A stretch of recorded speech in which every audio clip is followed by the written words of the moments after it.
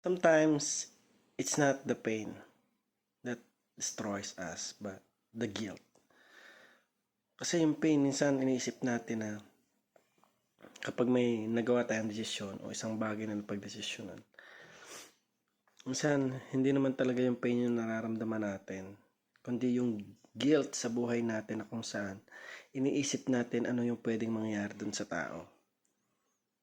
Yung nagkakaroon tayo ng pag-iisip na alin ba talaga yung tama kong ginawa, alin ba dapat na desisyon na ginawa ko. Kasi isipin kasi natin minsan parang oo na nagkakaroon tayo ng desisyon na nagagawa pero hindi natin naiisip ano ba yung impact nito sa tao. That's why hindi talaga yung pain yung nagiging dahilan kung bakit sumasablay tayo, kundi yung guilt natin sa buhay na hindi tayo mapag-decide na tama na ginawa ko yan. Bagkos nandun yung palaisipan mo na tama ba na ginawa ko to? Tama ba na dinesisyonan ko to ng ganito? Ano ba yung dapat kong gawin? At yan yung mga bagay na nagiging dahilan kung bakit tayo nagkakaroon ng alinlangan sa buhay. Na habang tumatagal, nakikita natin na nagiging result ng mga bagay na sablay-sablay. So, pagdating sa mga desisyon, dapat nagkakaroon tayo ng paninindigan.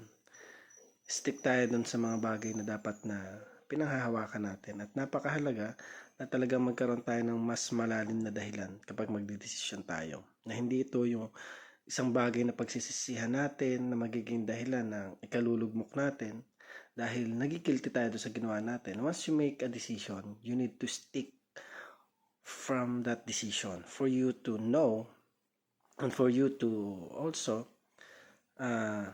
have your stand dun sa pinaniniwalaan mo. So, yung mga desisyon na gagawin natin, lagi nating isaalang-alang yung mga tao na nasa paligid natin. Ano ba yung magiging cause and effect nito sa kanya? Tama ba na gagawin mo to? Tama ba na sasabihin mo to? Tama ba na aalisin mo ito? So, you need to think twice for all the decision that you made. And always think that the decision that you made is not for you only, but also for the people na naging kausap mo. Napakahalaga na talagang nagdidepende tayo hindi lamang basta sa sarili natin kundi sa mga tao na nasa paligid natin. Kasi sabi nga, it's one in a lifetime at minsan hindi mo na yan mababawi sa kanila. Kung ano yung sinabi mo, yan na yung panghahawakan nila. And that's how they affect and also how they affect your life and their lives. So napakahalaga na maging maayos yung desisyon na gagawin natin para hindi natin ito pagsisihan sa huli.